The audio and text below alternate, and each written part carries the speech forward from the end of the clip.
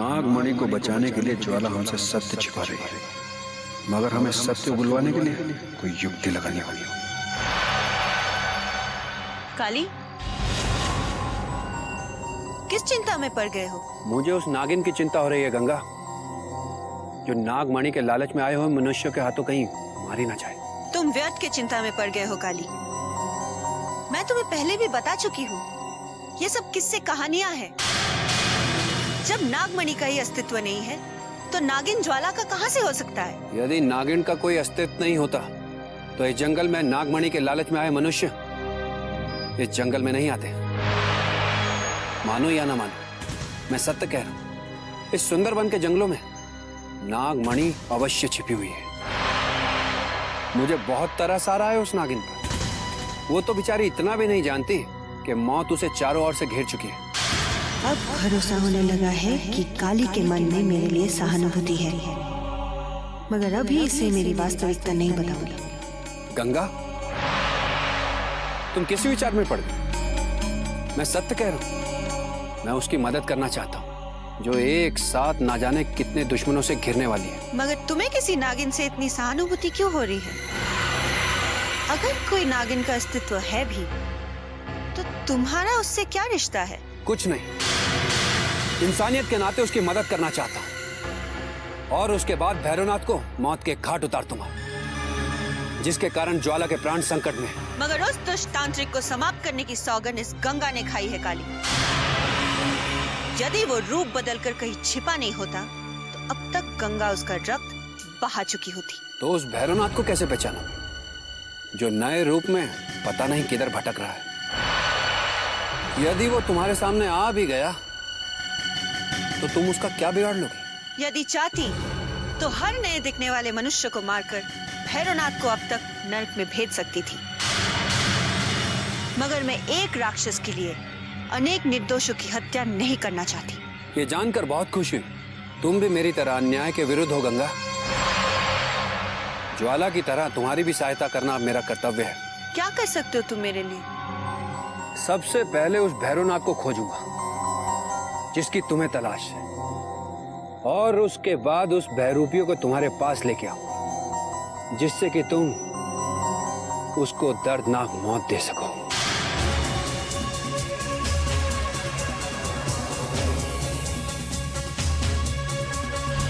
जिस तरह से मंगल सिंह ने जगन सिंह को दर्दनाक मौत दी है, उससे साबित होता है कि मंगल सिंह इस जंगल में अकेला नहीं है, बल्कि उसके साथ उसके कई साथी भी हैं, और इसके साथी यहीं कहीं आसपास डेरा जमाए बैठे हैं। हमें तुरंत उन्हें ढूंढकर उन पर आक्रमण कर देना चाहिए।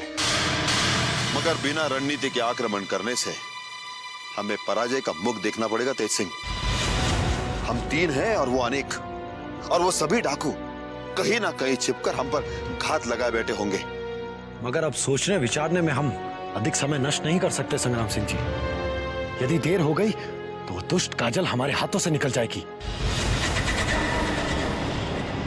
फिर हम चंडालिका को किसका रक्त चढ़ाएंगे? ये तीनों तो मेरी हत्या करने का षड्यंत्र रच रहे हैं, किंतु ये नहीं जानते कि जब काजल चुनारगढ़ के महाराज को छल सकती तो इनकी क्या बिसात। युवराज का कहना बिल्कुल सही है। अगर हम चंडालिका को काजल का रक्त नहीं चढ़ा सके तो सुंदरबन में हमारा आगे बढ़ना बहुत मुश्किल हो जाएगा। इसलिए किसी भी मूल्य पर हमें काजल को अपने साथ लेकर तुरंत आगे बढ़ जाना चाहिए। ठीक है, जैसे आप दोनों की इच्छा। हम सूरज निकलते ही काजल को लेकर आगे की ओर निकल जाएंगे। तो काजल को जाकर यह सूचित कर दिया जाए कि सूर्योदय होते ही उसे हमारे साथ निकलना है। हम अभी उसे सूचित किए देते हैं ताकि योजना के मुताबिक हमारे सारे कार्य हो सकें।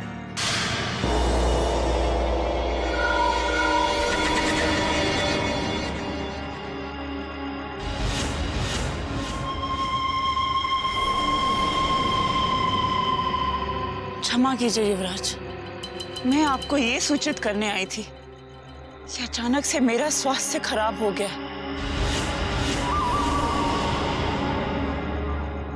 और इसकी वजह से मुझे विश्राम की जरूरत है और मैं आप लोगों के साथ सुबह आ नहीं पाऊंगी।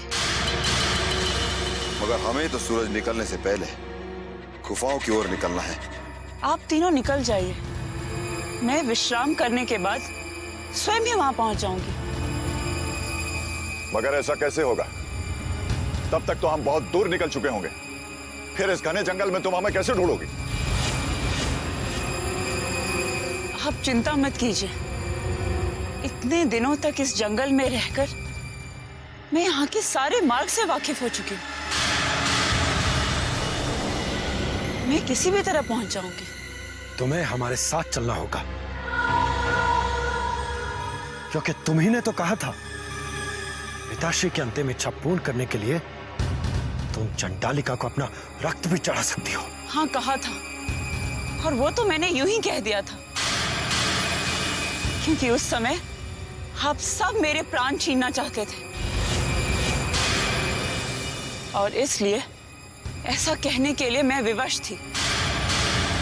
काजल, हम तुम्हारी किसी व्यवस्था को नहीं जानते। हम बस इतना जानते हैं कि किसी भी हालत में तुम्हें हमारे साथ चलना होगा। और मैं इतना जानती हूं कि सुबह मैं आप लोगों के साथ किसी भी हालत में नहीं जा सकती।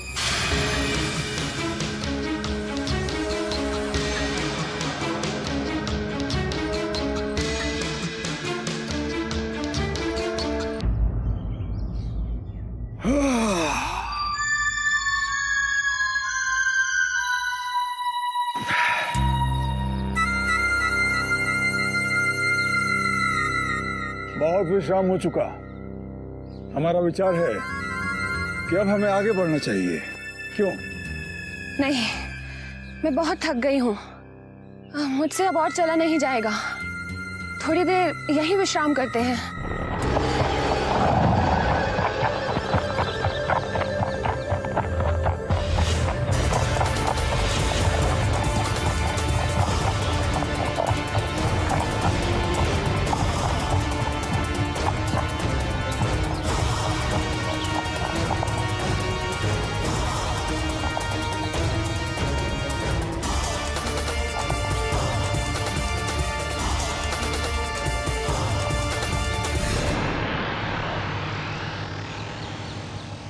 गजराज, ये तो वही घोड़ा है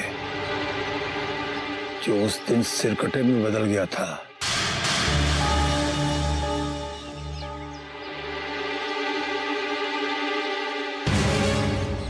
शायद वो सिरकटा भूल गया कि उस दिन हमने मार मार कर उसका क्या हश्र किया था।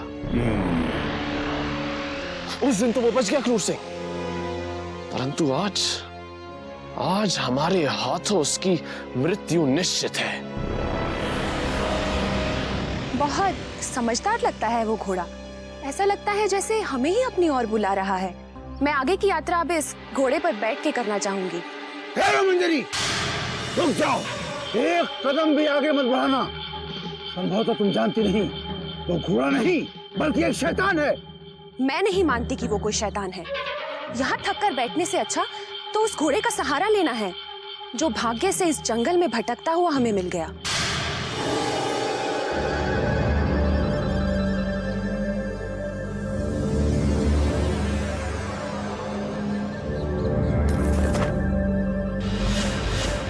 गजराज, रोको इसे।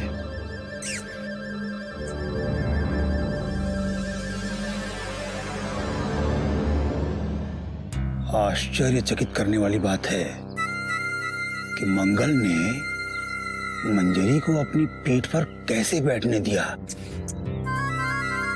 कहीं ये कोई साधारण घोड़ा तो नहीं है। देखो देखो कैसे किसी आज्ञाकारी पुत्र की तरह शांत गर्दन झुकाए खड़ा है। वो शांत रहकर हमें अपनी ओर आने के लिए उकसा रहा है क्रूर सिंह, ताकि घात लगाकर वो हम पर फिर से आक्रमण कर सके और पिछली हार का बदला ले सके। फिर हम क्या करें? देखो, यदि भाग निकलते हैं तो मंजरी भी हाथ से निकल जाएगी फिर चंडालिका को किसका रक्त चढ़ाएंगे? चंडालिका को तो इसी का रक्त चढ़ेगा क्रूर सिंह, परंतु इसके साथ साथ वो सिर कटा भी नहीं बचेगा जिसपे मंजरी सवार है। आओ।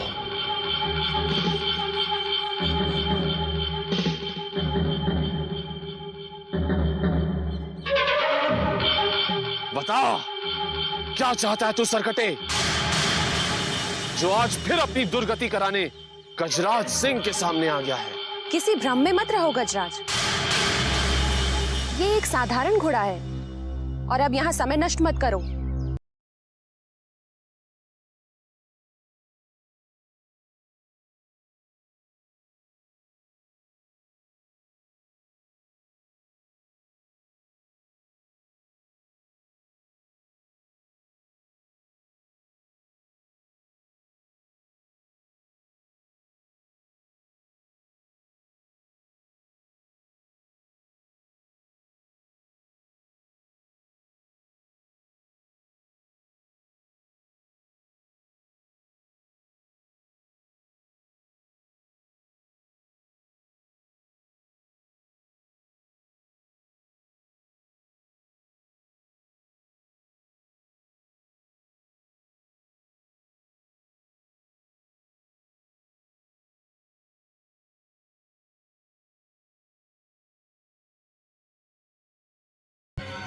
मंजरी को इनसे अलग करना होगा।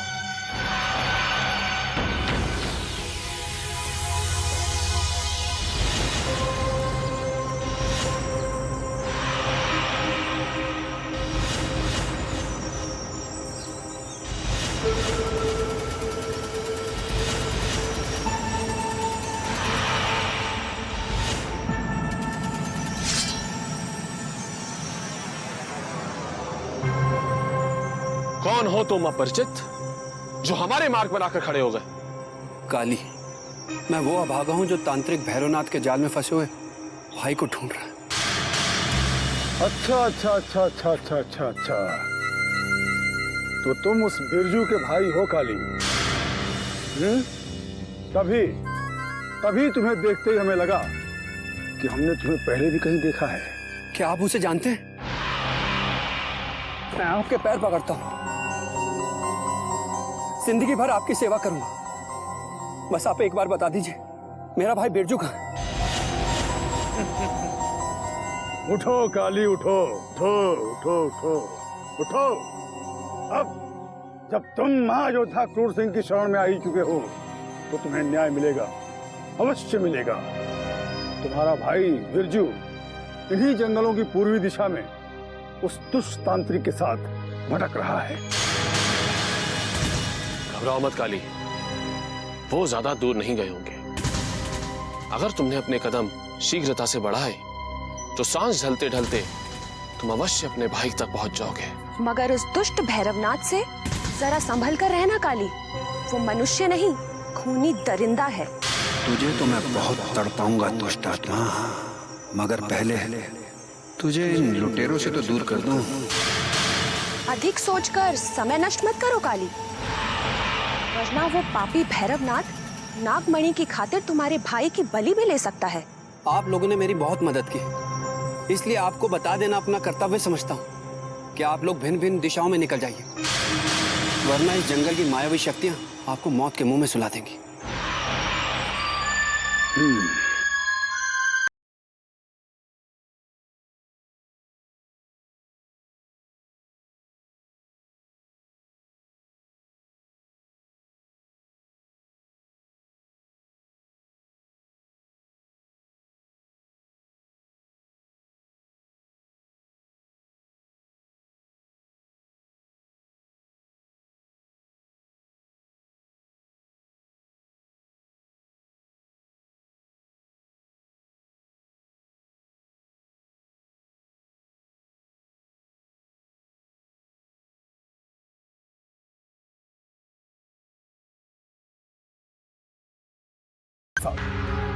चलो चलो आजा।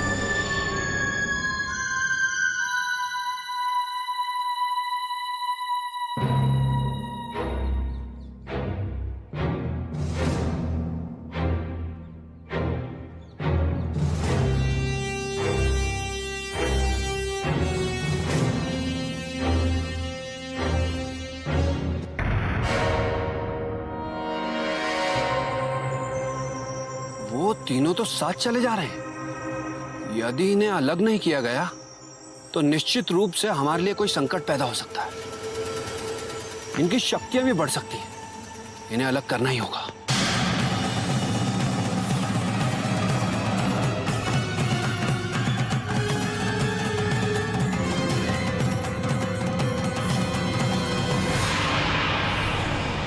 इतने ध्यान से तुम क्या देख रहे थे काली? वो देखो, तुम देख रहे हो ना, दो मनुष्य एक युवती को घोड़े पर बिठाकर चले जा रहे हैं। हाँ, किंतु हुआ क्या? वो मुझे बहुत भयानक मनुष्य लग रहे हैं। ना जाने यहाँ कौन सा षड्यंत्र करने आए हैं। जिन्हें तुम भयानक समझ रहे हो वो दरअसल भटके हुए मनुष्य हैं काली। हमने उन्हें भैरवनाथ के मठ पर देखा था। तुम उनके विषय में चिंता मत करो। सब जानते हैं, हम तो उन्हें अलग करना चाहते थे, मगर पता नहीं तुम दोनों कहां से आ गए।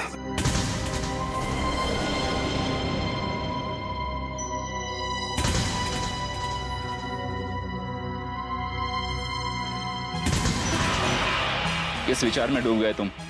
हम उस भैरवनाथ के बारे में सोच रहे थे, जिसने हमारे भोले भाले भाई को अपने जाल में फांस लिया। वो भैरवनाथ इच्छाधारी नागिन ज्वाला के भय से इसी जंगल में कहीं छुपा हुआ है, लेकिन अधिक समय तक वो छुपा नहीं रह सकेगा। मगर मुझे पता चला है कि इस जंगल में ना तो कोई नागिन है और ना ही कोई इच्छाधारी नाग। यहाँ तक कि नागमणि की कहानियां भी झूठी हैं। ये तुमसे किसने कह दिया? सपेरन गंगा ने। सपेरन गंगा? इस नाम की सपेरन इस जंगल में कोई नहीं है काली। अवश्य ही तुम्हें कोई युवती भ्रमित करना चाहती है। कोई है काली जो तुम्हें भ्रमित कर रही है, क्योंकि इच्छाधारी नाग जीवन को मैंने भैरवनाथ के तंत्र से तड़प तड़प कर मरते हुए देखा है। मैंने ही अग्निबाण चलाकर उस ज्वाला के जीवन को जलाया था काली। इसीलिए किसी के बहकावे में मत आ जाना। जब तुम दोनों इतने विश्वास के साथ कह रहे हो तो मुझे भरोसा करना ही होगा। मगर मुझे संदेह है कि मुझे भ्रमित करने के लिए उसने गंगा को ही भेजा होगा। मगर मैं किसी भी कीमत पर उसे नहीं छोड़ूंगा, चाहे उसके लिए मुझे पूरा जंगल छानना पड़े। तेज सिंह जी, तुरंत काजल को बुलाइए। जी युवराज। काजल, बाहर निकलो। काजल, काजल, काजल। लगता है वो सो रही है, जबकि हमने रात में ही उसे बता दिया था कि प्रातःकाल हमें गुफाओं की ओर निकलना है। वो अवश्य कोई बहाना बना रही है, परंतु अब हम उसकी चाल में नहीं आने वाले।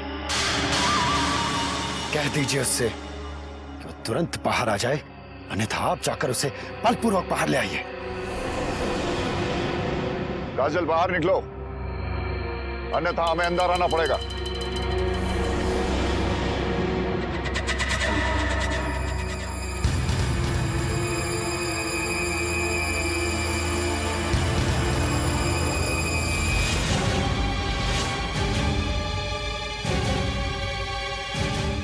जिसका भय था वही हुआ। वो हमारी आंखों में धूल झोंक कर भाग गई। अवश्य उसे संदेह हो गया था कि उसका बचना मुश्किल है, इसलिए सूरज निकलने से पहले वो डेरा छोड़कर भाग गई है। परंतु अब हम क्या करेंगे? मार्ग में पड़ने वाली चंडालिका को हम किसका रक्त चढ़ाएंगे? युवराज, रक्त तो उसी का चढ़ेगा। चाहे हमारा डेरा छोड़कर भाग गई हो, पर हमारी दृष्टि से नहीं भाग पाएगी। हमें तुरंत उसका पीछा करना चाहिए। वो अभी अधिक दूर नहीं गई होगी। ठीक कह रहे हैं आप, चलिए।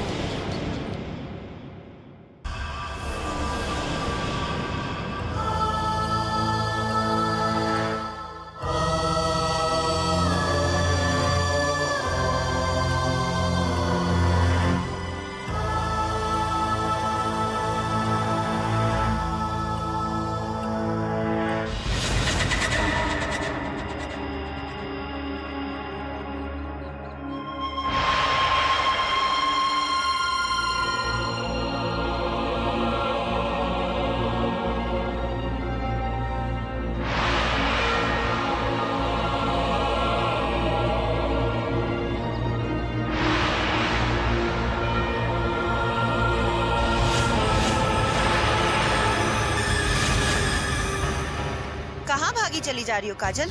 कौन हो तुम और मुझे कैसे जानती हो? मैं तुम्हें ही नहीं, इस जंगल में आने जाने वाले हर मनुष्य को जानती हूँ। मेरा नाम ज्वाला है। ज्वाला? मेरा नाम सुनते ही तुम्हारे मुख पे ये मौत का डर क्यों छा गया? इसलिए कि मौत मेरे पीछे पीछे घूम रही है ज्वाला। चुनारगढ़ के युवराज और उनके महायोद्धा चंडालिका की मूर्ति के सामने मेरी ही बलि चढ़ाना चाहते हैं। यदि तुम्हारे भाग्य में यह लिखा है कि तुम्हारा रक्त चंडालिका को चढ़ेगा, तो उसे कोई नहीं रोक सकता। और तुम्हारे मन में जो ये छल और कपट भरे हुए हैं, उसी के कारण तुम मौत के करीब जा रही हो। नहीं, मेरा मन साफ है। मैं किसी का बुरा नहीं चाहती। झूठी ही नहीं, मक्कार भी हो तुम। अपने स्वार्थ के लिए तुमने सबको धोखा दिया है। तुम्हारे ही कारण चुनारगढ़ के महाराज को भी मरना पड़ा। यदि तुम छल ना करती, तो एक पिता को अपने पुत्र के हाथों कभी नहीं मरना पड़ता। तुम किसी और का पाप मुझ पर क्यों डाल रही हो? मैं कभी महाराज का अहित नहीं चाहती थी। तुम किसी का हित नहीं कर सकती। युवराज इंद्रजीत से बचने के लिए तुमने वीरेंद्र सिंह का नाम मेरे साथ जोड़ने की चाल चली थी, जबकि उनसे मेरा दूर तक कोई नाता नहीं था। बताओ, जो बात मैं बोल रही हूँ वो सत्य है या नहीं? नहीं, वो तो मैंने। खामोश! अगर चाहूँ तो इसी वक्त तुम्हें डस कर समाप्त कर सकती हूँ, पर तुम भी मेरी तरह एक स्त्री हो, इसीलिए खून के घूंट पीने के लिए विवश हो रही हूँ। मगर मेरी तरह वो सब विवश नहीं है जिनके डर से तुम भागी फिर रही हो। देखना, जैसे ही चुनारगढ़ के महायोद्धाओं की नजर तुम पर पड़ेगी, तुम्हारा अंत भी उसी समय आ जाएगा।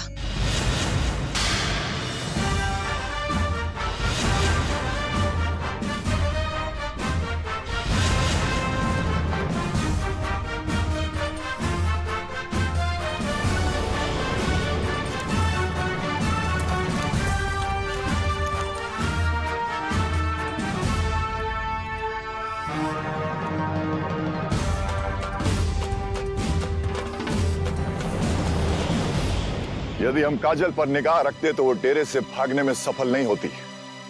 उसे अकेला छोड़कर हमने बहुत बड़ी भूल कर दी है। तुम ठीक कह रहे हो तेज सिंह। कल रात जब वो अस्वस्थ होने का बहाना कर रही थी, तभी उसकी चाल को समझ जाना चाहिए था।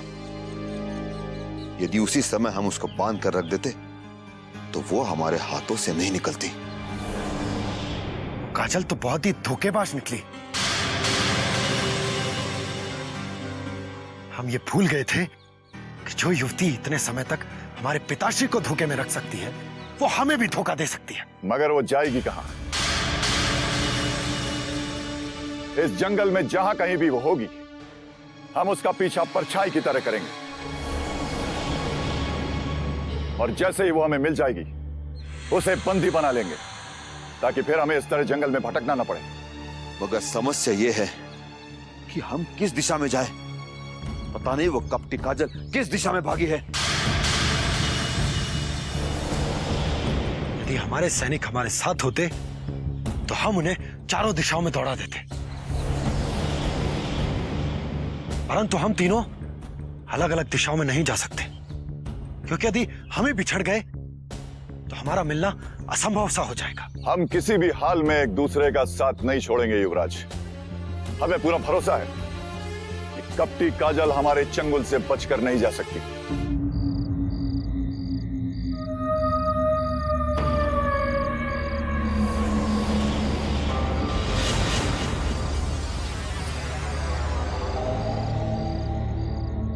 कहां भाग रही है? जिंदगी के आगोश में या जिंदगी से दूर? पता नहीं बाबा, मैं किस ओर जा रही हूँ।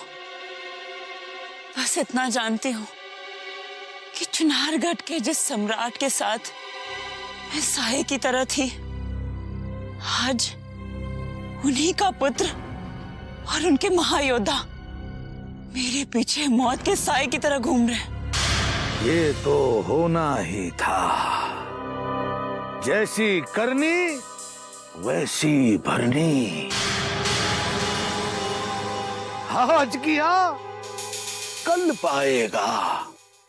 सर को उठाकर चलने वाले तू भी ठोकर खाएगा।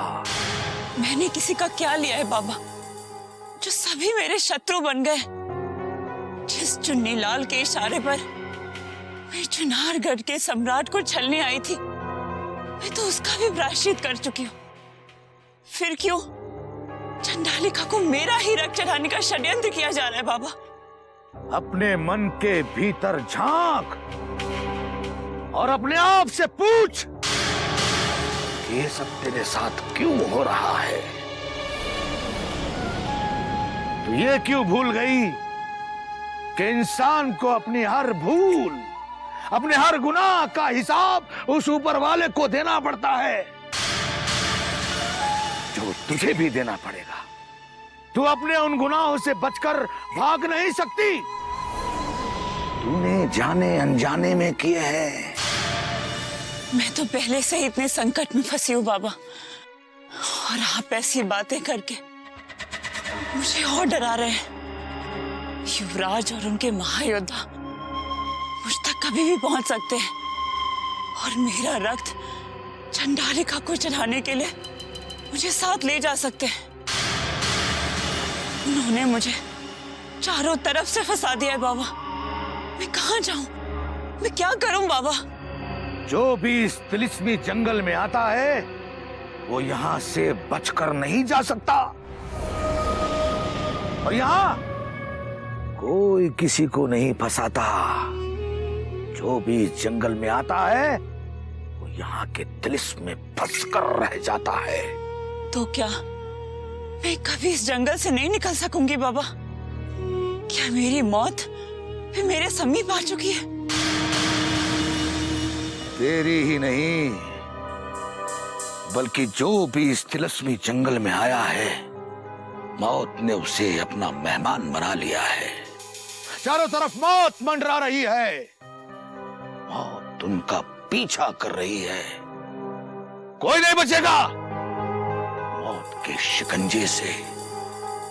वो लोग खुशनसीब हैं जो इस जंगल में बच गए हैं, जो इस तिलिस्मी जंगल में जिंदगी की सांसें लेकर भटक रहे हैं। इस दुनिया में आने वाला मुट्ठी बांध के आए,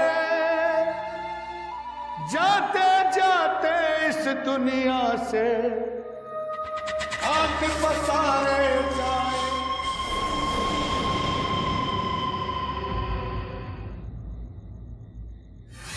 चलो वो देखो, तुम्हारा सरदार। सरदार, सरदार, सरदार, सरदार, हम तुझे ही ढूंढ रहे थे। मैंने उस गुफा में जाने की एक युक्ति खोज निकाली है। तुम आसानी से उस गुफा में जा सकते हो और वो नागमणि और तिलस्मी खंजर प्राप्त कर सकते हो। कैसे? ऐसी क्या युक्ति है तुम्हारे पास? देखो सरदार, उस चंडालिका ने तुम्हारा यह सर पहले ही काट दिया है। अब वो तुम्हारा कुछ भी नहीं बिगाड़ सकती। तुम बेधड़क होकर चंडालिका की मूर्ति के सामने से गुजर सकते हो और उस गुफा में जाकर अपना लक्ष्य प्राप्त कर सकते हो। युक्ति तो तुम्हारी बहुत सटीक है छनु, मगर हमारे गले में वो शक्ति पुंज नहीं है जो भैरवनाथ ने दिया था। यदि मार्ग में ज्वाला से सामना हो गया तो हम उसके जहर से भी मारे जा सकते हैं। ज्वाला की चिंता तुम मत करो मंगल सिंह, तुम्हारे सर के बिना वो तुम्हें कभी पहचान ही नहीं सकेगी। बस किसी भी तरह तुम उस गुफा में गिरो और चले जाओ। वहां उस नागमणि की मायावी शक्ति से तुम्हें अपना सिर भी वापस मिल जाएगा और उस खंजर से ज्वाला का अंत भी हो जाएगा। तो हम अभी इसे गुफा में पहुंचने की तैयारी करते हैं।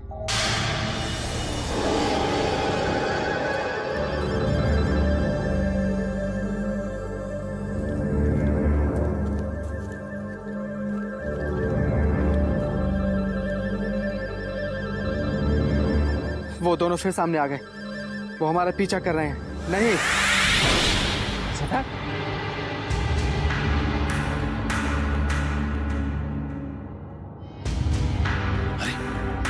ये तो क्रूर सिंह और गजराज सिंह है, किंतु इन्हें हमारी दिशा में आते देख तुम्हारा सरदार डर के भाग क्यों गया?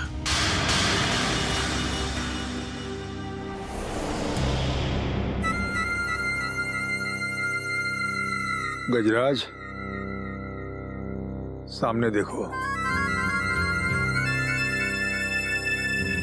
काली का भाई बिरजू खड़ा है। तो उसे संदेश देते हैं कि उसका भाई काली उसे ढूंढ रहा है। बिरजू,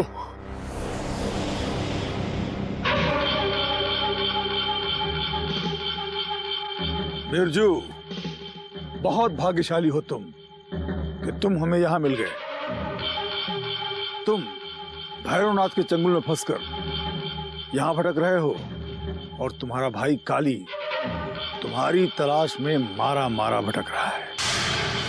मेरा भाई? ये तुम क्या कह रहे हो गुरु सिंह? मेरा कोई भाई नहीं है।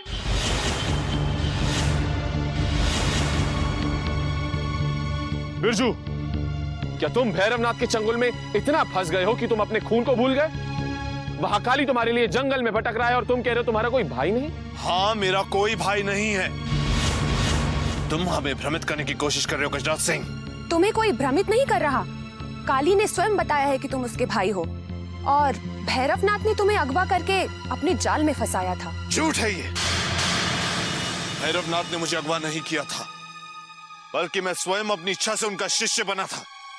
अवश्य तू भैरवनाथ को बचाने के लिए झूठ बोल रहा है। जो अपने भाई का ना हो सका, वो किसी का नहीं हो सकता है। बता, कहां है भैरवनाथ?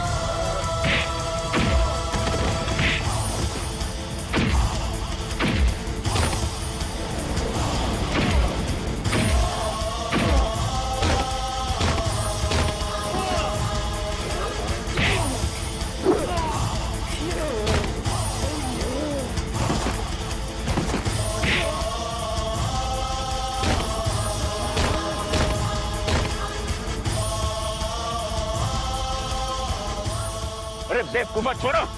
क्यों लड़ रहे हो आपस में? बिरजू का कोई भाई नहीं है। कोई है जो छल से हमें आपस में लड़वा रहा है। हाँ हाँ हाँ हाँ हाँ, हमारे अनुसार भी ये सत्य कह रहा है। कोई है जो हमें आपस में लड़वाना चाहता है, परंतु वो कौन है? कौन है जो हमें आपस में लड़वा कर खत्म कर देना चाहता है?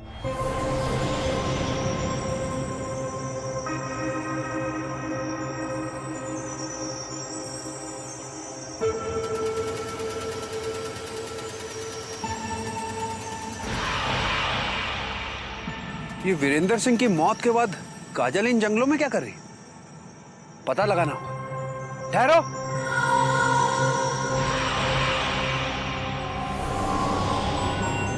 अपने सम्राट की मृत्यु के बाद इन जंगलों में कहां भटक रही हो युवती?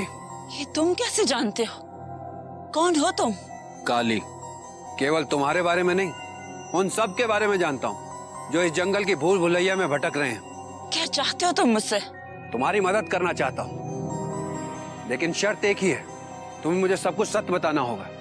अगर तुमने काली के साथ जरा सी भी चतुराई दिखाई तो इस जंगल में भटकते भटकते तुम्हारी मृत्यु निश्चित है। अपने प्राण बचाने के लिए ही तो इस जंगल में मारी मारी भटक रही हूँ काली। महाराज की हत्या के बाद उनके पुत्र युवराज इंद्रजीत सिंह मेरी भी हत्या कर देना चाहते हैं। मगर क्यों?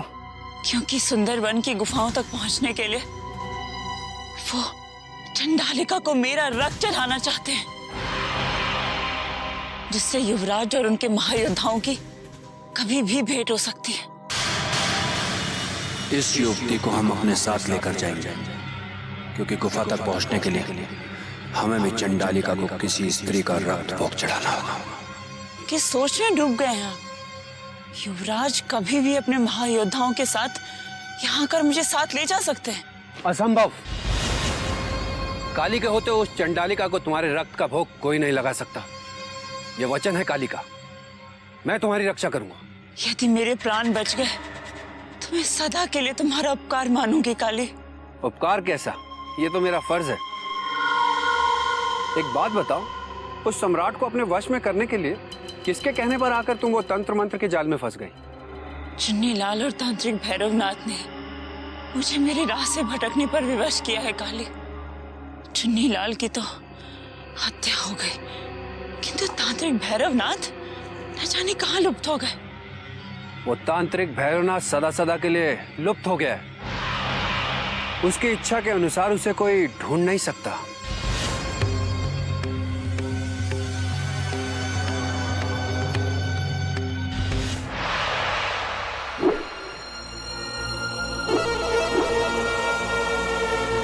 मंगल सिर कटने के बाद भी वो बच गया, क्योंकि उसकी मौत ज्वाला के जहर से लिखी है। मंगल!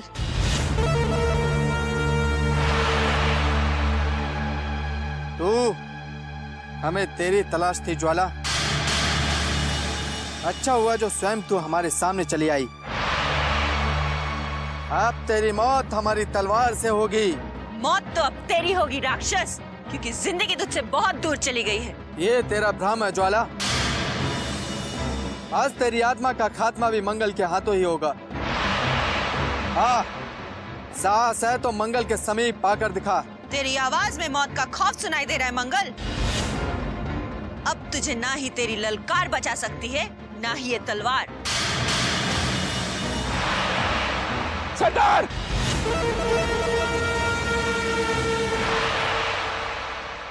चलो, तुम्हारा सरदार।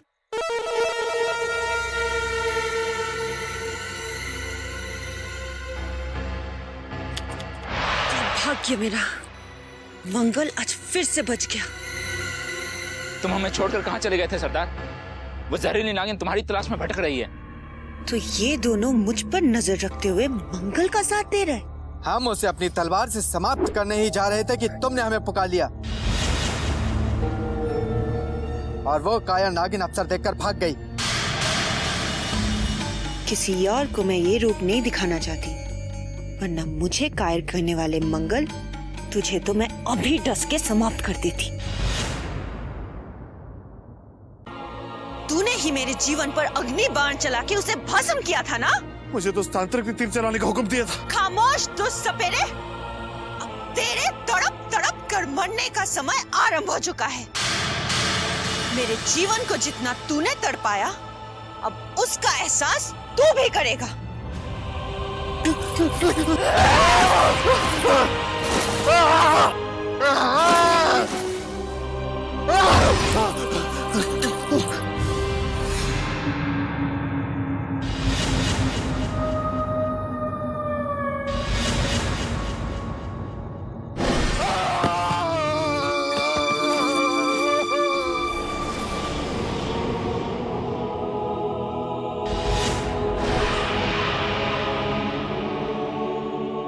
दोनों पापियों को मैंने खत्म कर दिया। मंगल, अब तेरी बारी।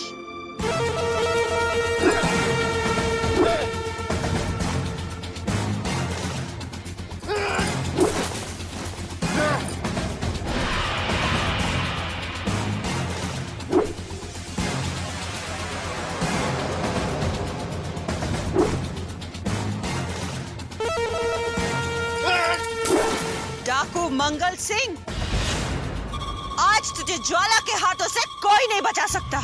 तू आज मौत के सामने आ ही गई। अब तुझे तड़पा तड़पा कर मौत के घाट उतारेंगे हम, क्योंकि तेरे कारण ही हम अपना सिर गवा बैठे। दुष्ट नागिन, खात्मा तो आज तेरा होगा दुष्ट मंगल, क्योंकि विधाता ने भी तुझे नर्क भेजने का समय निश्चित कर दिया है। जिस जीवन और ज्वाला को तूने कुचल कुचल के मारा था, आज उसका भयानक परिणाम तुझे भुगतना होगा। यदि भैरवनाथ के हाथों जीवन की आत्मा जलकर भस्म नहीं होती, तो हम उसे दूसरी बार भी मारने का गौरव प्राप्त करते हैं अभागिन नागिन, मगर तू अब हमारे ही हाथों मरने वाली है। भैरवनाथ का दिया हुआ रक्षा कवच तो अब तेरी भी रक्षा नहीं कर सकता है, क्योंकि वो अब तुझसे छिन चुका है। उसे तू अब कभी नहीं ढूंढ पाएगा मंगल, क्योंकि चंद पलों में तेरी दर्दनाक मौत होने वाली है।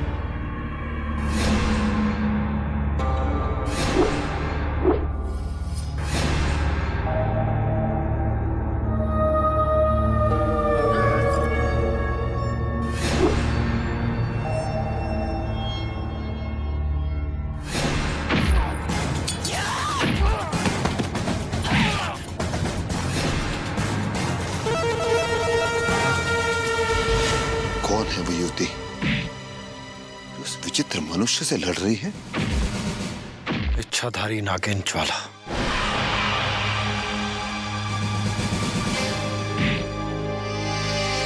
इच्छाधारी नागिन?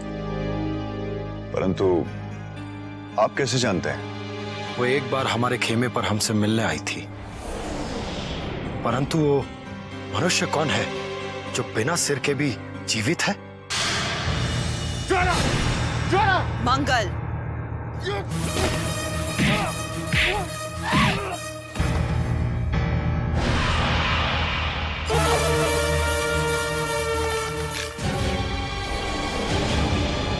ये सिर कटा वही मंगल है जिसकी तलाश में हम भटक रहे हैं। आज हम इसके टुकड़े टुकड़े कर देंगे। छोड़ दीजिए संग्राम सिंह जी। इसी मंगल ने हमारे पिताश्री को बंदी बनाया था। इसी मंगल से बदला लेने के लिए हमारे पिताश्री को इस जंगल में पड़ाव डालना पड़ा। आज हम इसकी हत्या करके पिताश्री के अपमान का बदला लेंगे। पागल मत बनिए युवराज। आप जो कार्य करना चाहते हैं इच्छाधारी नागिन भी वही कर रही है, और उसके हाथों हम मंगल की मौत निश्चित है।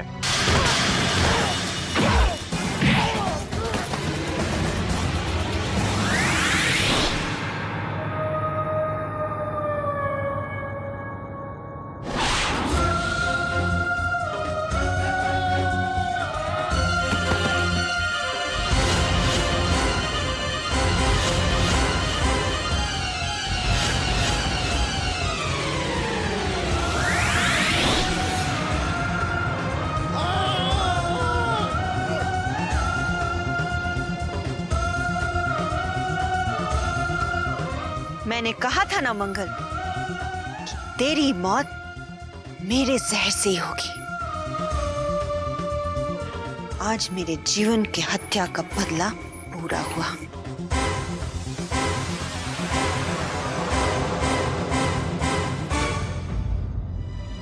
उस पापी का अंत हो गया जिसके लिए हम इस जंगल में भटक रहे थे। हमें खुशी है कि हमारे पिताश्री का शत्रु मारा गया, परंतु और प्रसन्नता तब होती जब इसे हम स्वयं अपने हाथों से मारते। हमारा मकसद तो पूरा हुआ। एक शत्रु तो मर गया, अब दूसरे की बारी।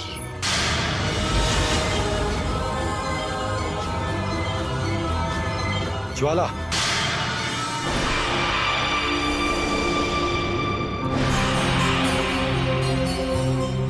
मंगल की तुमने हत्या की है, उसी मंगल को मारने के लिए हम इस जंगल में भटक रहे थे, क्योंकि उसने हमारे पिताश्री को बंदी बनाकर उनका अपमान किया था।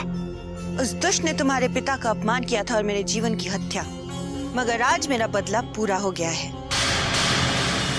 बस वो तांत्रिक भैरवनाथ रह गया है जिसने मेरे जीवन की आत्मा को जलाकर भस्म कर दिया था। तो क्या ये सत्य है कि जीवन की तरह तुम भी एक आत्मा हो? हाँ, ये सत्य है। नागमणि के लालच में मंगल ने हम दोनों को मार दिया था। उसे नागमणि तो नहीं मिली, मगर हम आत्मा बनने पर विवश हो गए। मगर आत्मा बनने पर भी हमें शांति नहीं मिली। उस दुष्ट भैरवनाथ ने मेरे जीवन की आत्मा को जलाकर भस्म कर दिया। अब जीवन की आत्मा भी तुमसे दूर चली गई ज्वाला। अब तुम क्या करोगे? क्या सुंदरवन की गुफाओं में तुम अकेले ही? नहीं, जीवन के बिना अब वो गुफाएं वीरान हो चुकी है। जैसे ही भैरवनाथ की मौत मेरे जहर से हो जाएगी, मैं भी सदा सदा के लिए अपने जीवन के पास चली जाऊंगी।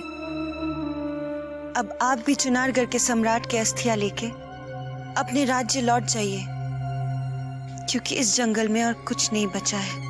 अभी वो दुष्ट काजल जिंदा है ज्वाला, जिसके कारण हमारे पिताश्री को इन जंगलों में भटकना पड़ा और अपने प्राण गंवाने पड़े।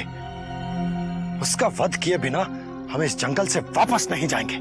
एक स्त्री के रक्त से हाथ रंगना आपको शोभा नहीं देगा युवराज। उसके कर्मों का फल वो स्वयं भोगेगी। और वैसे भी इस जंगल से बचकर निकलना उसके लिए असंभव है।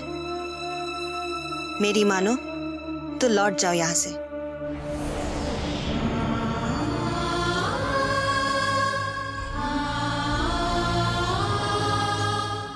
अब हमें तुरंत वापस लौट जाना चाहिए युवराज।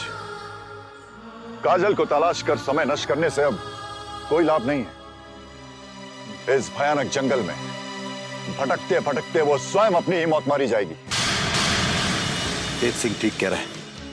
हमें काजल से अधिक महाराज के अस्थि कलश की चिंता है, जिसे लेकर हमें अपने राज्य लौटना है। चलिए।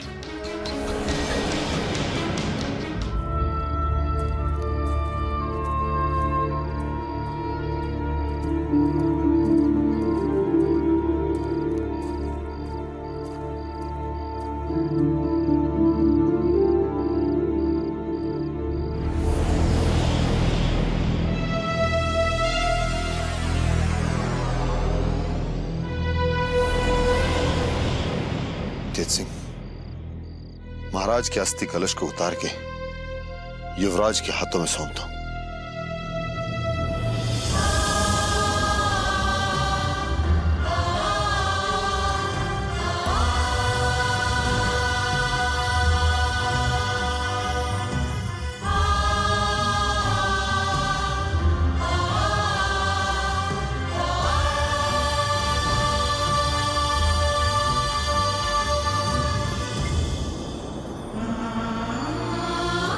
लीजिए युवराज।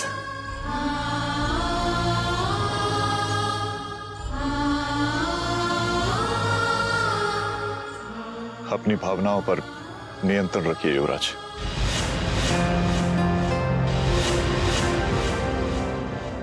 चलिए। कैसे कैसे खेल दिखाती है हमको तकदीर, पलक झपकते टूट गई रिश्तों की जंजीर। राजा हो या रंक सभी का मुट्ठी रख है मोल। अल्लाह अल्लाह बोल रे बंदे, मौला मौला बोल। अल्लाह अल्लाह बोल रे बंदे, मौला मौला बोल। चलिए युवराज।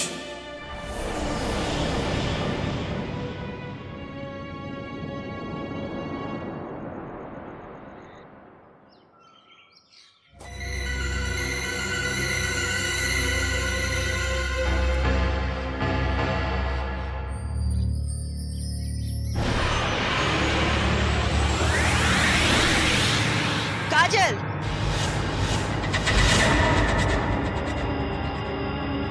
काली को चकमा देकर तो तू भाग निकली, मगर मौत को चकमा नहीं दे सकती। क्योंकि चुनारगढ़ के महायोद्धा मौत बनकर मेरा पीछा कर रहे हैं। चंडालिका को मेरा रक्त चढ़ाना चाहते हैं,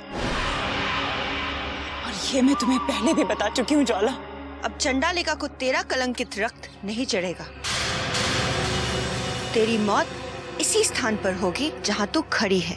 जाने दे मुझे जहरीली नागिन। तेरी मेरी क्या दुश्मनी है जो तू मुझे मौत के मुंह में ले जाना चाहती है? तूने एक स्त्री का अपमान किया है काजल। एक स्त्री जो किसी की बहन, माँ और बेटी का सम्मान पाती है।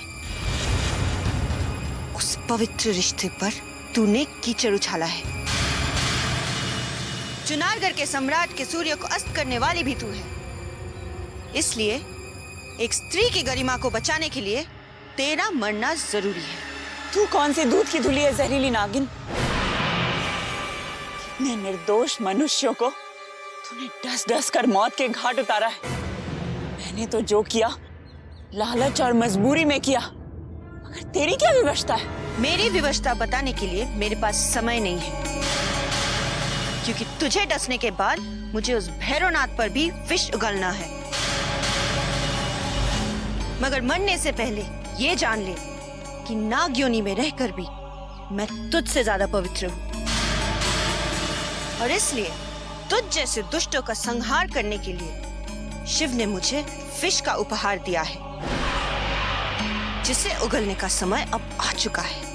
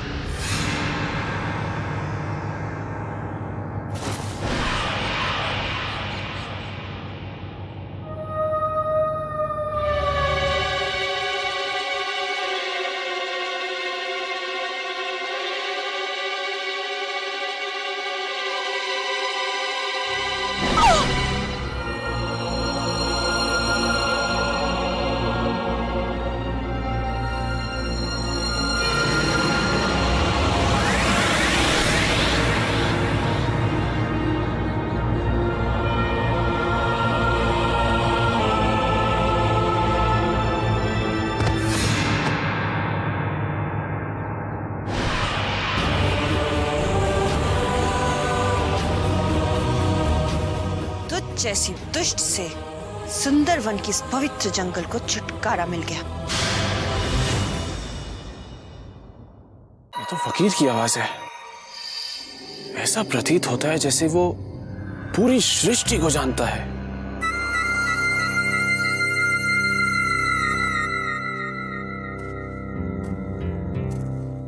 गजराज, ये बहुत ही पहुंचा हुआ फकीर है। इस पूरे जंगल में यहाँ वहां भटकता रहता है। यहाँ का कोई भी रहस्य उससे छुपा हुआ नहीं है। तब तो अवश्य हमें उसी की मदद लेनी चाहिए। वही हमें आगे का मार्ग दर्शाएगा क्रूर सिंह। यदि बाबा मलंग ने हमें देख लिया तो हमारी पोल खुल जाएगी। वो बाबा फकीर किसी की मदद नहीं कर सकता।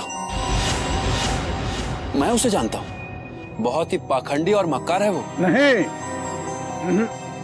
ये नहीं हो सकता।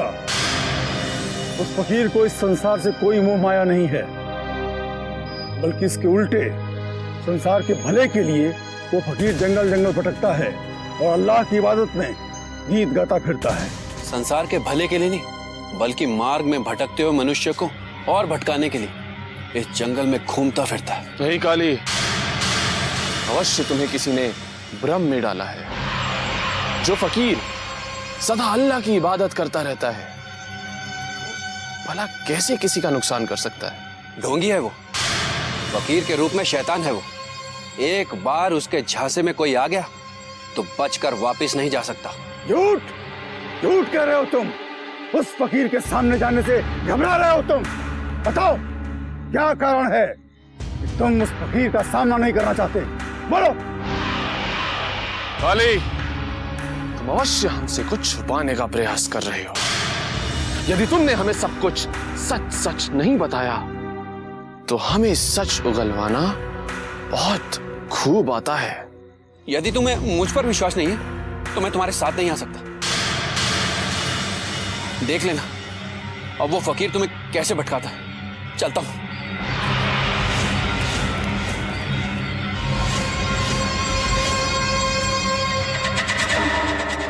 क्रूर सिंह, वो तो हाँ, हम देख रहे हैं। वो हमारा साथ छोड़कर भाग गया कायरों की तरह। अवश्य ही दाल में कुछ काला है। जब मैंने तुम्हें काली के बारे में बताया था तब तुम दोनों में से कोई मेरी बात सुनने के लिए तैयार नहीं था। अब तो तुम्हें विश्वास हो गया होगा कि मैं गलत नहीं थी। मैं तुम दोनों का साथ देने इतनी दूर तक चली आई, मगर मेरे उपकार के बदले तुम मुझे मौत का उपहार देना चाहते हो। मक्कार हो तुम दोनों। अच्छा हुआ जो काली की वजह से मुझे तुम्हारी नीयत का पता चल गया। अब मैं तुम्हारा साथ नहीं दूंगी। देखना, अब तुम दोनों कभी अपने मकसद में कामयाब नहीं हो पाओगे।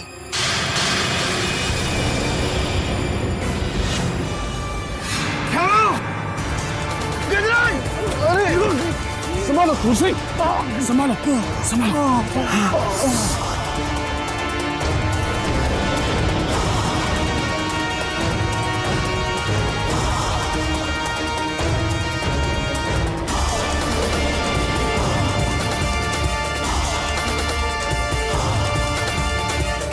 कहाँ गई? संभवतः इस हो गई होगी। चलो।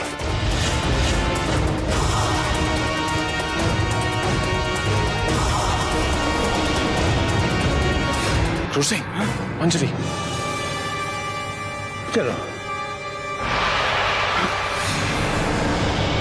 तुम अभी भी इस जंगल में भटक रही हो मंजरी, और किसके भय से इतना भयभीत हो?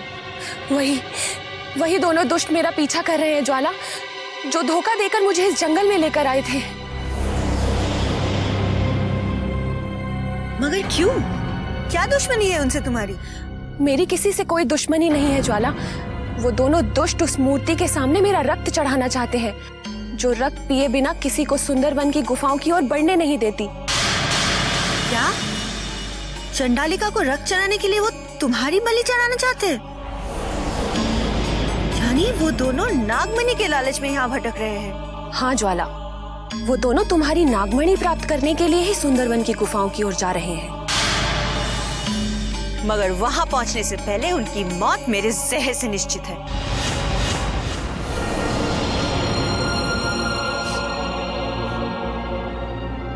मनुष्य की गंध आ रही है मंजरी। वो दोनों दुष्ट यही कहीं छिपे हैं। आओ मेरे साथ।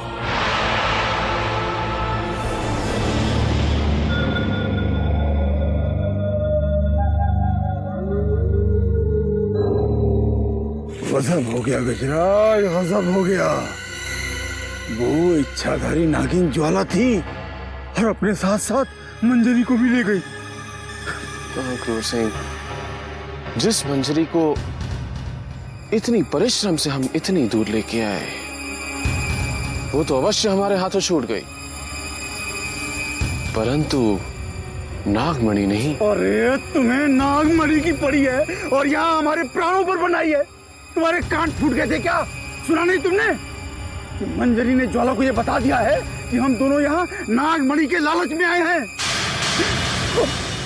अब ज्वाला हमें जीवित नहीं छोड़ेगी गजराज, नहीं छोड़ेगी। महायोद्धा, इतने बड़े महायोद्धा होने के बाद भी तुम डर क्यों जाते हो क्रूर सिंह? डर क्यों जाते हो? हैं? अरे डरे नहीं तो क्या करें? हैं? उस नागिन के सामने जाकर बीन बजाना आरंभ कर दें? कुछ पता भी है अब तक कितने लोगों की जान ले चुकी है वो नागिन? कहना क्या चाहते हो क्रूर सिंह?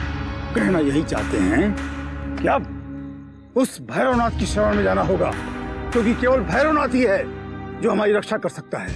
और भैरवनाथ इसी जंगल में कहीं ना कहीं हमें मिल जाएगा, क्योंकि गंध के सहारे वो नागिन कभी भी आ सकती है और हमें डस सकती है। यदि वो हमारे समीप आ गई तो जिंदा तो वो नहीं बचेगी, क्योंकि हम उसे अपने जाल में फंसाकर बंदी बना लेंगे। और एक बार क्रूर सिंह, एक बार ज्वाला हमारी बंदी बन गई तो नागमणि तो हमारी ही है।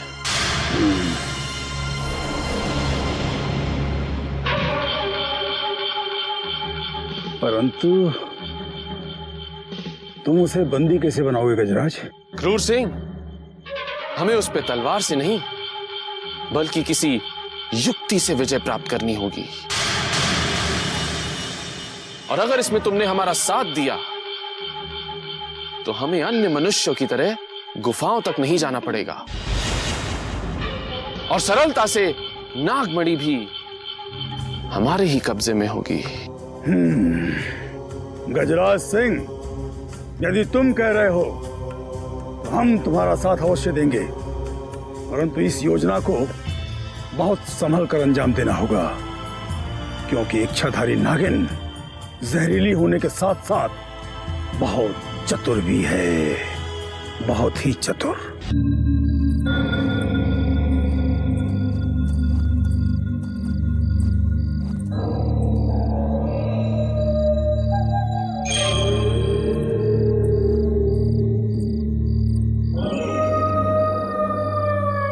मनुष्य की गंध आना बंद हो गई है मंजरी।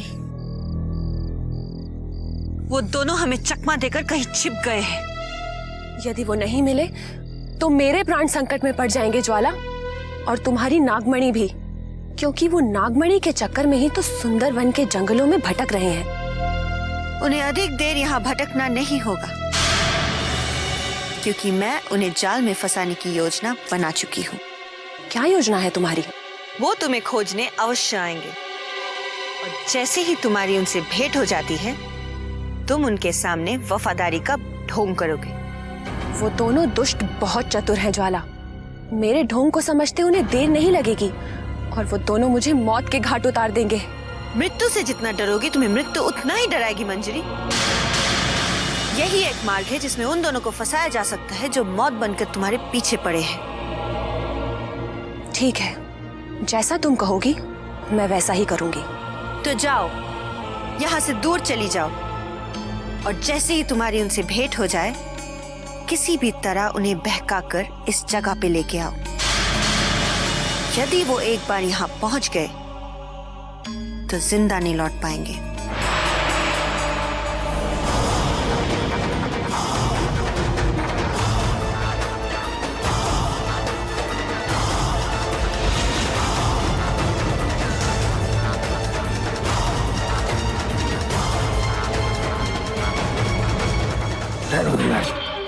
वो देखो, मंजरी जा रही है। घेर लो उसे क्रूर सिंह, क्योंकि अब वो गजराज के चंगुल से नहीं बचेगी।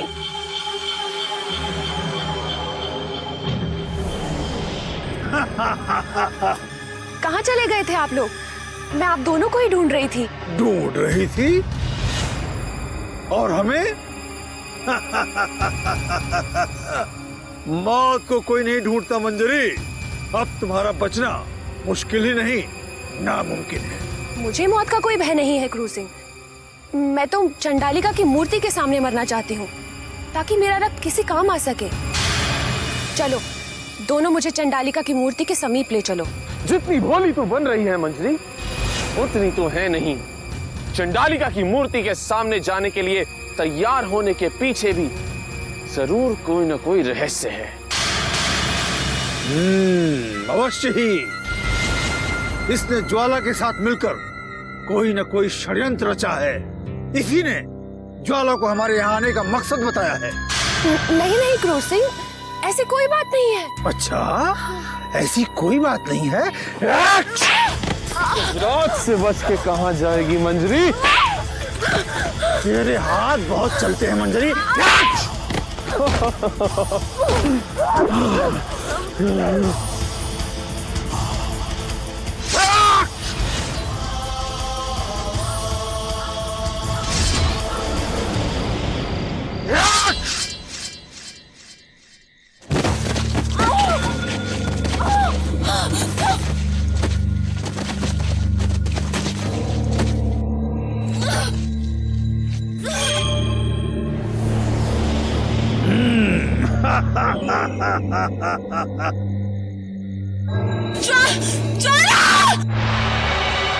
मंजरी,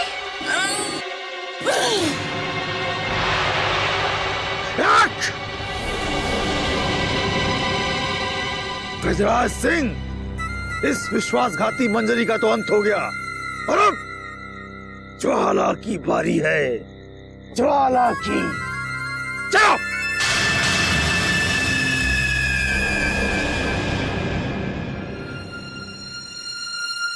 मंजरी, मंजरी, मंजरी। दुष्टों ने इसे भी मार दिया। अब मैं किसी को नहीं छोड़ूंगी, किसी को नहीं।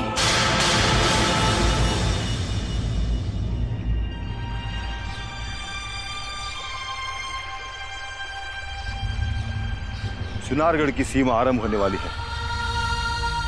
सांझ होने से पहले पहले हम महल पहुंच जाएंगे। जैसे जैसे चुनारगढ़ की सीमा समीप आ रही है, हमारे मन की बेचैनी बढ़ती जा रही है संग्राम सिंह जी। हम माताश्री का सामना कैसे करेंगे?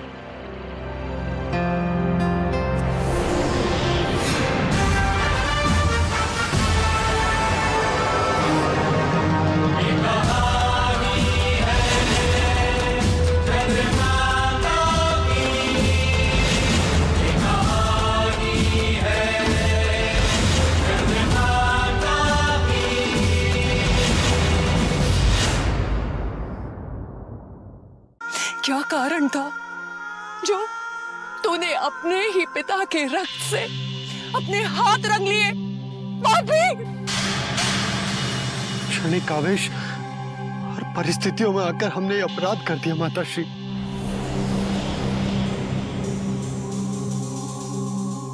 अपने पिताश्री के साथ साथ छोटे भाई की मौत के भी दोषी हम ही हैं। तुझे हम कभी क्षमा नहीं करेंगे। तू हमारा पुत्र नहीं, दानव है, राक्षस है। दूर हो जा हमारी नजरों से। कभी हमारे सामने बताना, वरना हम तुम्हारा वध कर देंगे। स्वयं को संभालो चंद्रकांता बेटी। संकट की इस घड़ी में अपनी सास को मत छोड़ो बेटा। हमारा सब लुट गया है, सब बर्बाद हो गया है। इस पापी ने जो अधर्म किया है, उसके लिए हम तो क्या, ईश्वर भी कभी माफ नहीं करेगा ऐसे। दूर हो जा हमारी दृष्टि से। तुम कभी अपना हत्यारा मुख ना दिखाना।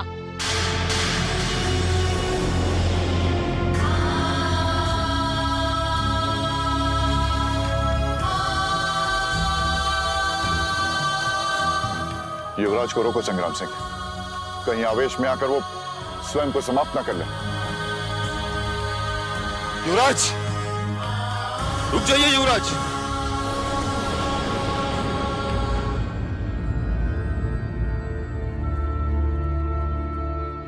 युवराज, रुकिए युवराज, हमारी बात सुनिए आप। मत रोकिए हमें संग्राम सिंह जी। हम हत्यारे हैं। इस दुनिया में जीने का हमें कोई अधिकार नहीं। युवराज, होश में आइए और वापस चलिए आप। हम कभी वापस नहीं लौटना चाहते संग्राम सिंह जी। ताश्री और आनंद को खोने के बाद आज हमने माताश्री को भी खो दिया। वो माताश्री जिनकी आंखों में सदैव हमारे लिए प्रेम देखा करते थे, आज उनकी नफरत का सामना हम कैसे करेंगे?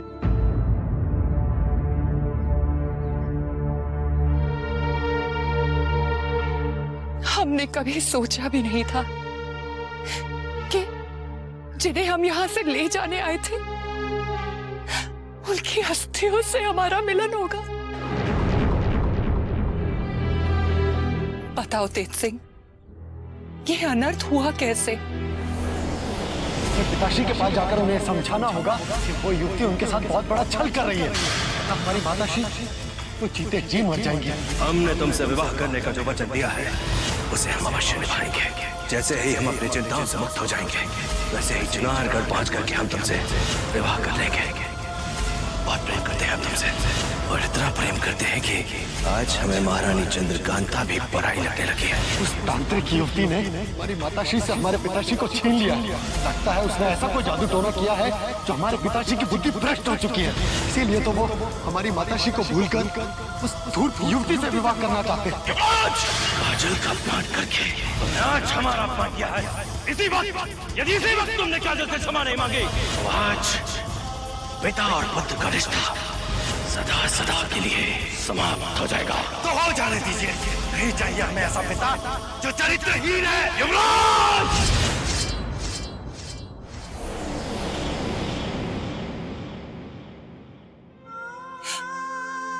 जिस पुत्र के कारण हमें अपने सुहाग और युवराज को खोना पड़ा, उसे हम कभी क्षमा नहीं कर पाएंगे। किंतु महाराज की विरासत का हक हम छीनना नहीं चाहेंगे।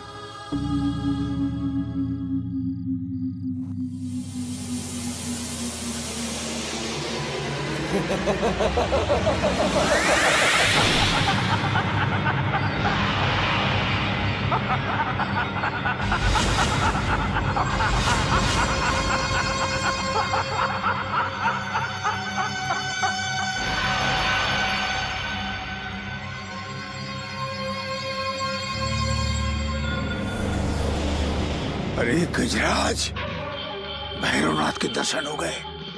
अब नागिन का जहर हमारा कुछ नहीं बिगाड़ सकता। हाँ क्रूर सिंह, ऐसी अफसर की तो हमें तलाश थी। अब नागिन का वध तो भैरवनाथ स्वयं करेंगे। परंतु नागमणि नागमणि तो हमारी ही है क्रूर सिंह। महातांत्रिक, महातांत्रिक,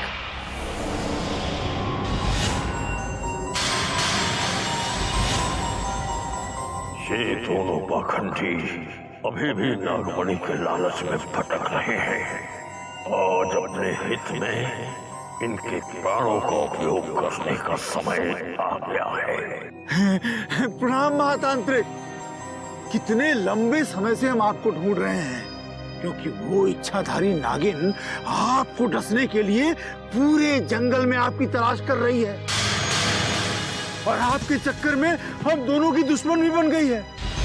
ओ, हमें डसने के लिए भटक रही है और हम उसका फन कुचलने के लिए इस सुंदर वन में भटक रहे हैं। यदि वो सामने आ गई, उसका अपने जीवन के पास चला जाना निश्चित है।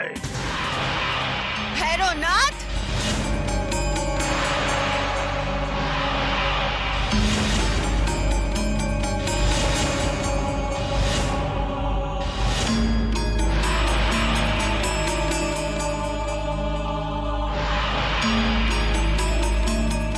भाग्य प्रबल है आज, जो इन दोनों की गंध लेते लेते मैं तुझ तक पहुंच ही गई। नीच तांत्रिक, अब इस सुंदरवन की धरती पर तुम तीनों की चिताओं की रोशनी से मौत का तांडव होगा और ये जंगल सदा सदा के लिए पापी मनुष्य से मुक्त हो जाएगा। महाकाल का कभी काल नहीं आ सकता। जहरीली नागिन, देखना, आज तेरा ये खंजर भी हमारा होगा और वो नागमणि भी हमारी होगी, जिसके बल पर हम सारे संसार को अपने कदमों में डाल देंगे। अब देख, अपनी मंद शक्ति से हम किस प्रकार तुझे भस्म में परिवर्तित करते हैं। महाकाल भैरवाय स्वाहा, उन्मत्त भैरवाय स्वाहा, महाकाल भैरवाय स्वाहा, उन्मत्त भैरवाय स्वाहा, उन्मत्त भैरवाय स्वाहा, बगलामुखी स्वाहा, छिन्नमस्ता स्वाहा। गजराज, जब तक महातांत्रिक का मंत्र पूरा नहीं होता, इस नागिन को किसी भी प्रकार रोकना होगा। जाओ।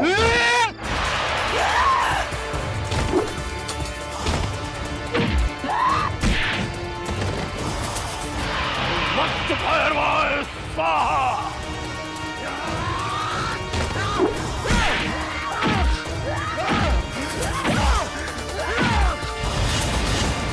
बगलामुखी स्वाहा।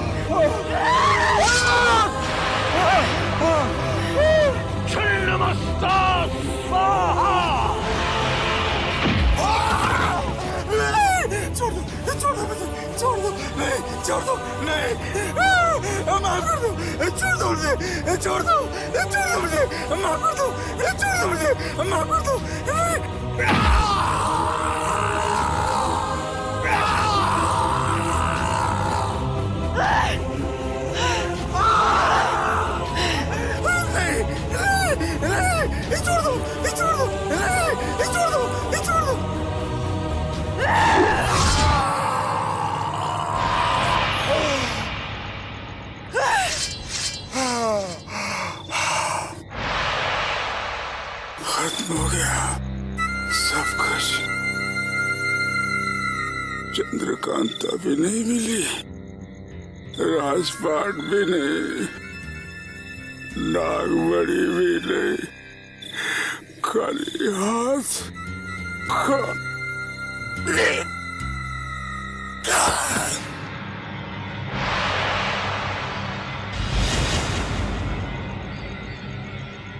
उन्मत्त भैरवाय स्वाहा।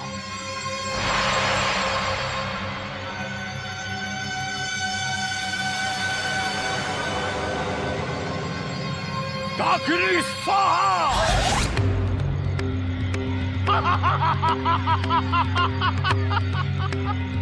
शाकिनी स्वाहा।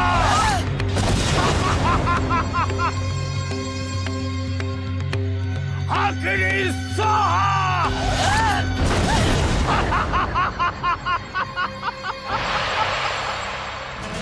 ज्वाला, आज तंत्र का ये त्रिशूल ही तेरी मृत्यु का कारण बनने वाला है। उन्मत्त भैरवाय स्वाहा।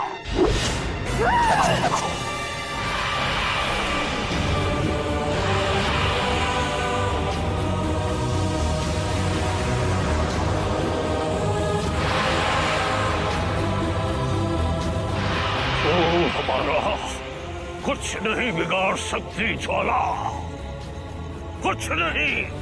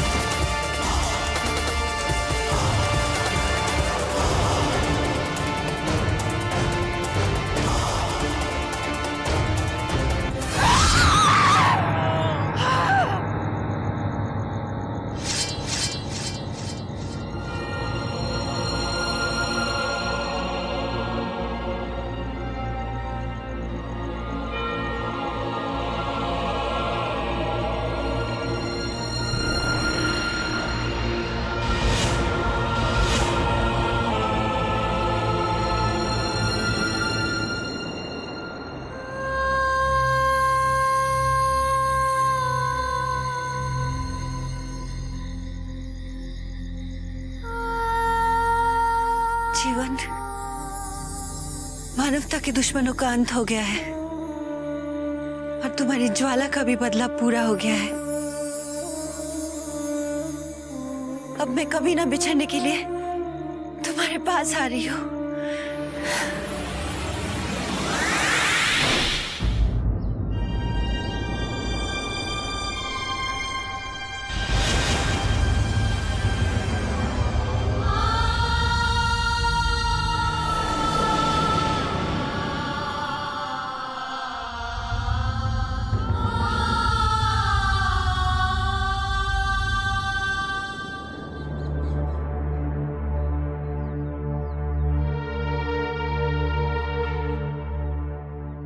चंद्रकांता,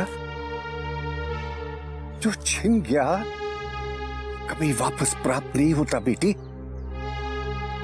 और जो सामने है उसे हम खोना नहीं चाहते। देखो देखो, तुम्हारा पुत्र तुम्हारे सामने है चंद्रकांता।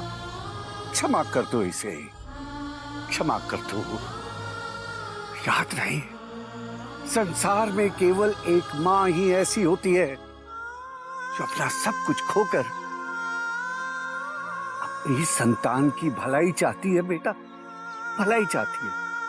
क्षमा कर दो इसे।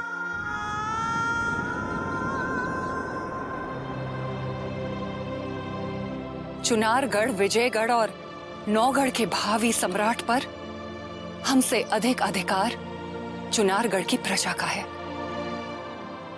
अब हम ईश्वर से यही प्रार्थना करेंगे कि वो हमारे युवराज को क्षमा कर दे। महारानी जी, आपके एक समाधान पर हमारे राज्यों की समस्त प्रजा हमारे युवराज को क्षमा कर देगी, इसका हमें पूरा भरोसा है। हम उस शिक्षाधारी नागिन के भी आभारी हैं महारानी जी, जिसने सुंदरवन के जंगलों में मौत का तांडव तो मचाया, परंतु हमारे युवराज को कोई हानि नहीं पहुंचाई।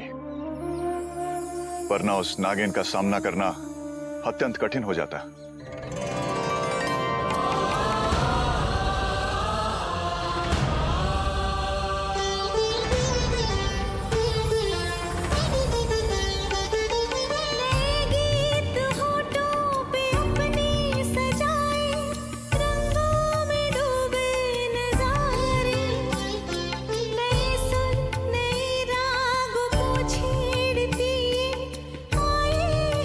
सत्य है